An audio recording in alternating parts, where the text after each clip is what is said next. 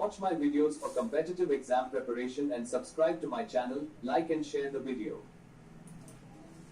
यह वीडियो समीक्षा के तौर पर पेश करना है। इसका किसी व्यक्ति, देश, राजनीतिक दल या संगठन से कोई संबंध नहीं है। यह समीक्षा केवल दर्शकों और छात्रों को सुनाने और उन्हें ज्ञान देने से संबंध है। आज का टॉपिक है ऑटो PLI मानदंडों पर ईवी स्टार्टअप्स ने उठाए सवाल। उद्योग प्रतिनिधियों ने कहा है, ज्यादा टर्नओवर या निवेश सीमा के कारण नई कंपनियों को नहीं मिल पाएगा योजना का लाभ। आम बजट 2026-27 में वित्त मंत्री निर्मला सीतारमण जी ने ऑटोमोबाइल और ऑटो कंपोनेंट क्षेत्र के लिए उत्पादन से जुड़ी प्रोत्साहन PLI की योजना के तहत 5940 करोड़ रुपए का प्रावधान किया है। यह पिछले आम बजट के मुकाबले 2.5 गुना ज्यादा है। जी हाँ, 2.5 गुना ज्यादा है। इसका कितना बेनिफिट उठाया जा सकता है, लेकिन इस बढ़ी हुई राशि से इलेक्ट्रिक वाहन EV क्षेत्र में उन समस्याओं का समाधान नहीं हो सकता जो जड़ पकड़ती दिख रही हैं। खासतौर पर इस सेक्टर के स्टार्टअप्स, प्रौद्योगिक आधारित नई कंपनियां का कहना है कि बजटीय राशि के आवंटन को लेकर मौजूदा पात्रता मानदंड के लिए व्यावहारिक नहीं है। उद्योग जगत के प्रतिनिधियों का तर्क है कि ऊंची टर्नओवर और निवेश सीमा के कारण कई संभावनाओं वाली ईवी कंपनियों इस योजना से बाहर रह जा रही हैं। अधिकारियों का कहना है कि वे स्टार्टअप्स की चिंताओं से अवगत हैं और योजना में संभावित संशोधनों पर विचार कर रही हैं। सितंबर 2021 में भारत में ऑटो सेक्टर के लिए लागू PLI योजना का उद्देश्य उन्नत ऑटोमोटिव टेक्नोलॉजी वाहनों और उपकरणों के घरेलू निर्माण को बढ़ावा देना था। मौजूदा नियमों के तहत इसका फायदा उन्हीं कंपनियों को मिलेगा जिनका वैश्विक टर्नओवर 10,000 करोड़ रुपए का हो और भारत में 3,000 करोड़ रुपए का निवेश करे। सरकार का यह तर्क है कि देश में EV क्रांति को तेज करने के लिए दिग्गज ऑटो कंपनियों को इलेक्ट्रिक और उन्नत तकनीकी वाले वाहनों को पहले अपनाना होगा।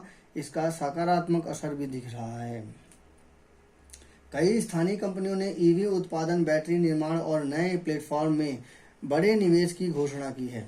ये बहुत बड़ी बात है कि कई स्थापित कंपनियों ने EV उत्पादन, बैटरी निर्माण और नए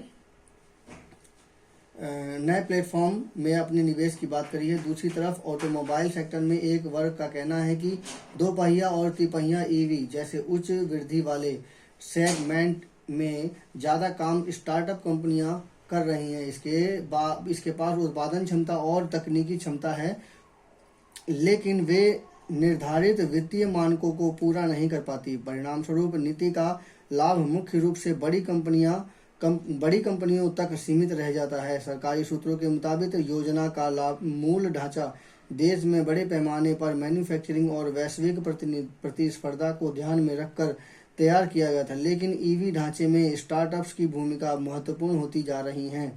अधिकारियों का कहना है कि आवश्यक हुआ तो निर्धारित पात्रता शर्तों में बदलाव किया जा सकता है। कई गुना बढ़ी देश में इलेक्ट्रिक वाहनों की बिक्री। भारत में इलेक्ट्रिक वाहनों की बिक्री पिछले कुछ वर्षों में उल्लेखनीय रूप से बढ़ी है। 2021 और 20 में जहां कुल EV बिक्री लगभग 1.4 से 1.5 लाख इकाइयों के आसपास थी, वहीं 2024-25 तक यह आंकड़ा बढ़कर 15 से 18 लाख इकाइयों के दायरे में पहुंच गया है। ये कितनी बड़ी बात है, काफ़ी ज़्यादा तेज़ी से बढ़ी है। इससे सबसे बड़ा योगदान इलेक्ट्रिक 2 पहिया और 3 पहिया वाहनों का है। कैलेंडर 2025 में भारत में कुल इलेक्ट्रिक वाहनों की बिक्री लगभग 23 लाख इकाई रही है, जो देश के सभी नए वाहन रजिस्ट्रेशनों का लगभग 8% है। यह बिक्री संख्या के लिहाज से वर्ष 2024 के मुकाबले 16% ज़्यादा है। वर्ष 2030 तक कुल वाहन बिक्री में EV की हिस्सेदारी को बढ़ाकर 30% तक पहुंचाने का लक्ष्य है।